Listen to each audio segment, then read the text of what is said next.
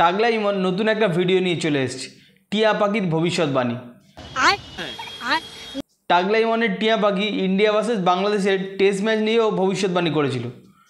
সেখানে টাগলা ইমনের টিয়া পাখি ভবিষ্যৎবাণী করেছিল বাংলাদেশ নাকি ইন্ডিয়াকে হারিয়ে টেস্ট সিরিজ জিতে নেবে। আচ্ছা, বাট সেখানে ভবিষ্যৎবাণী উল্টো হয়ে গেছে, বাংলাদেশ নিজেই হোয়াইট ওয়াশ হয়ে টেস্ট ম্যাচ হেরে গেছে।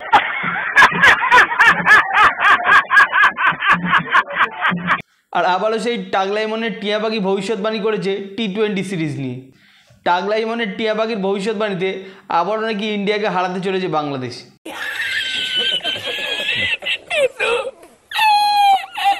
তো বাংলাদেশি ভাইরা তোমরা আবারও রেডি হয়ে যাও, টিয়া পাখির ভবিষ্যৎবাণী ভুল হতে চলেছে এবং টেস্টের মতনই তোমরা টি-20তেও হোয়াইট ওয়াশ হতে চলেছে। প্লিজ আমাকে ক্ষমা করে দাও, প্লিজ প্লিজ আমাকে ক্ষমা করে দাও।